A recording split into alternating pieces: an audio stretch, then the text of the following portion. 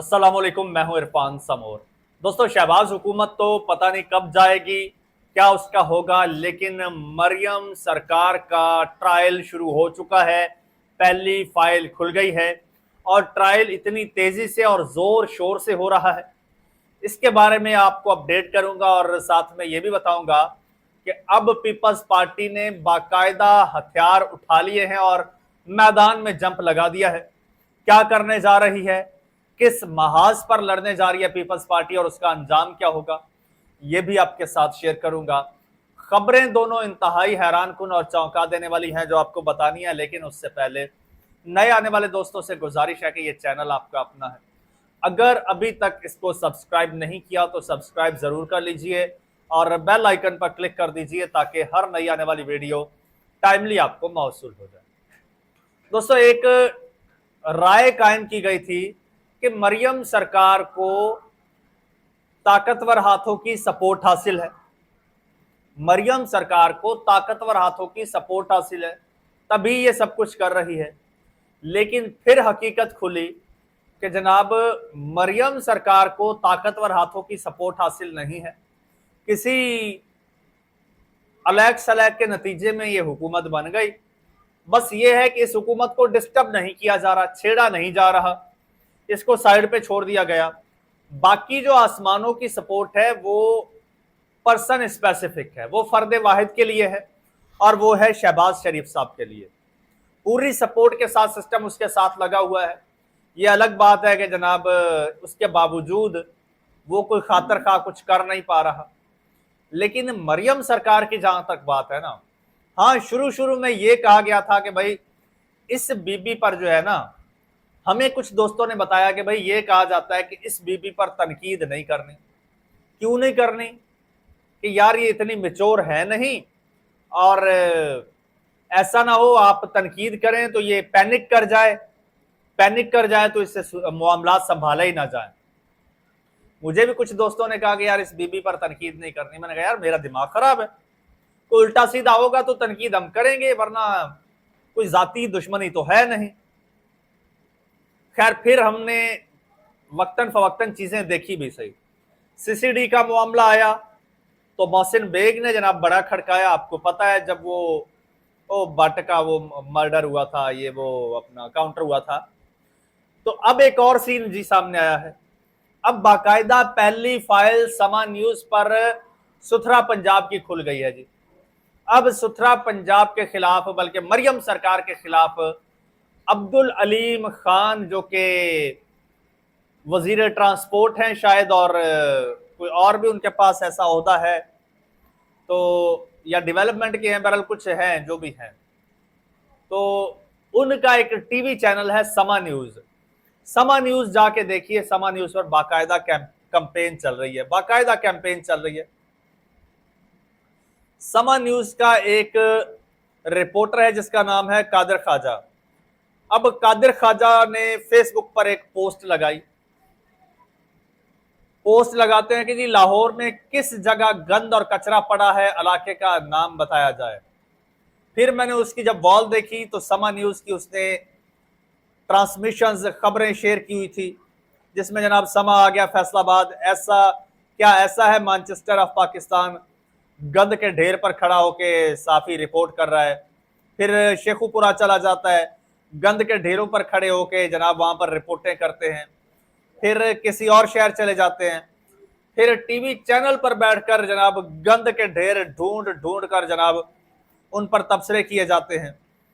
फिर मुझे एकदम से हैरानी हुई जब मैंने कादिर ख्वाजा का ये सर्च किया ना पेज, उस पर जनाब मुझे एक समा की बाकायदा ट्रांसमिशन मिली जिसपे लिखा था सुथरा पंजाब बन गया गंदा पंजाब, लाहौर आवान टाउन में गंदा पानी और उबलते नालों से शहरी परेशान। जब मैंने देखा तो ये देखिए, ये गौर से देखिए, अब मैं डिटेल बताता हूं। इसमें जनाब 1 2 3 4 5 छह रिपोर्टर बल्कि 5 रिपोर्टर, 2 एंकर लाहौर के मुख्तलिफ हिस्सों में खड़े हैं। एक है जी कादिर ख्वाजा, मायरा हाशमी, वेलरिंग एंड्रयू एंड्रयू, ठीक है, और सामिया सईद, उस्मान अलीम, ये खड़े हैं जी। कहां खड़े हैं ये भी आपको बता देता हूं। ये जो उस्मान ये अपना है, ये खड़े हैं, कादिर ख्वाजा खड़े हैं आवान टाउन में, मायरा हाशमी शालामार बाग में खड़ी हैं, जो वेलरिंग है एंड्रयू वो खड़ी हैं कान्हा में, और जो सामिया है वो खड़ी हैं चुंगी अमर सद्दू। इसके साथ उस्मान अलीम हैं, वो भी किसी इलाके में खड़े हैं लाहौर के, और ये खड़े हो के जनाब बाकायदा पूरी ट्रांसमिशन चल रही है लाहौर पर, पूरे पंजाब में ढूंढ ढूंढ के जहां पर कचरा ढेर नजर आता है वहां पर जनाब वो कर रहे हैं। ये तो एक सिर्फ सुथरा पंजाब की मैं बात कर रहा हूं। पूरी कैंपेन चल रही है समा न्यूज पर। अब समा न्यूज पर कैंपेन चल रही है और कोई रोकने वाला भी नहीं है। ये क्या एवं ही कैंपेन चल रही है? दोस्तों ये बाकायदा पीछे से डोरियां खींचने के लिए या किसी की डोरियां ढीली करने के लिए ऐसे मामलात होते हैं। अब ये कहा जा रहा है जी अलीम खान के अपना पर्सनल इशू है, पर्सनल इशू की वजह से ये किया जा रहा है।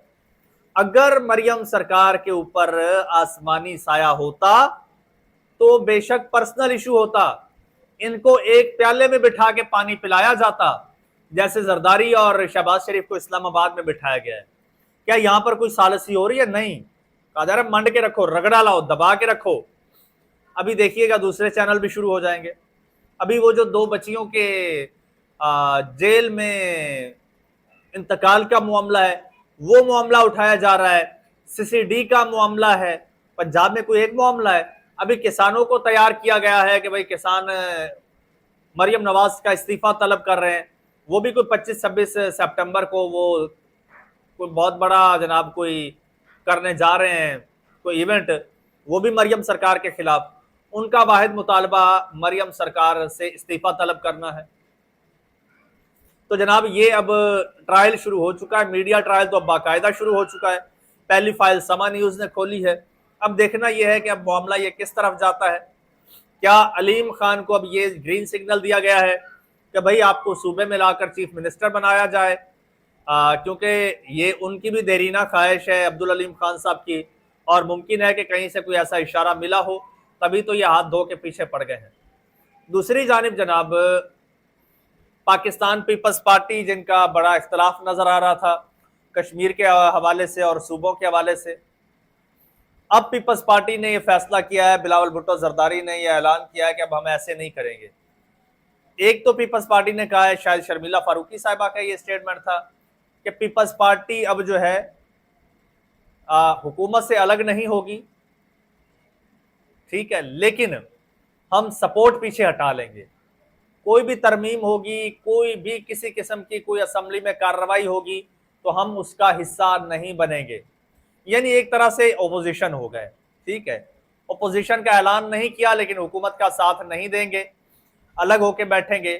अब पीपल्स पार्टी ने कहा जी अब हम ऐवान के अंदर जो है ना, अब ये सूबों का मामला और कश्मीर का मामला उठाएंगे और इस पर बहस करेंगे, और मुमकिन है कि बिलावल भुट्टो जरदारी जो है, बिलावल भुट्टो जरदारी अब इस मामले को अब ऐवान के अंदर लेकर आए और इस पर स्पीच वगैरह भी करें।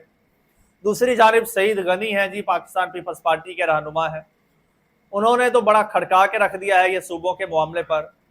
उन्होंने कहा ये सिंध की ख्वाहिश नहीं है, ये सिंध की ख्वाहिश नहीं है सूबे बनाना, ना सिंध को जरूरत है, ना सिंध कभी बनने देगा सूबे।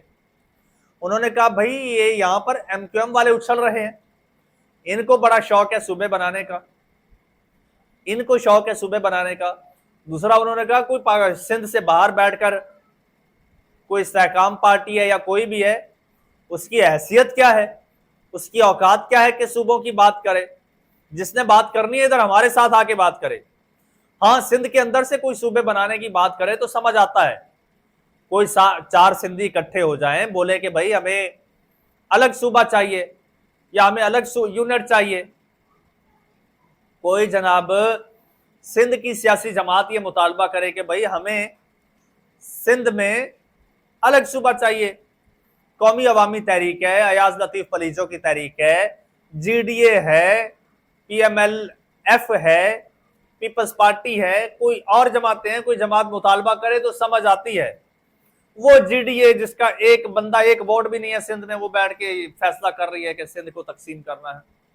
तो अब पीपल्स पार्टी ने जनाब अब अपनी शिस्त पर ले लिया है इनको, और अब पीपल्स पार्टी इनको माफ करने वाली नहीं है, क्योंकि पीपल्स पार्टी की बका इसी में है। तो ये जनाब अब ये बड़े मामला चल रहे हैं। बाज़ाहिर तो मैंने इंट्रो में भी कहा कि जी शहबाज शरीफ साहब की हुकूमत जाए या ना जाए, लेकिन मरियम सरकार के गिर्द घेरा तंग हो चुका है। और आपको बताता चलूं कि सुकून से शहबाज सरकार भी नहीं बैठी। कभी फुर्सत मिली तो आपको इसकी डिटेल बताऊंगा। चैनल पर सब्सक्राइब कर लीजिए, बेल आइकन पर क्लिक कर दीजिए और मुझे इजाजत दीजिए। अल्लाह हाफिज।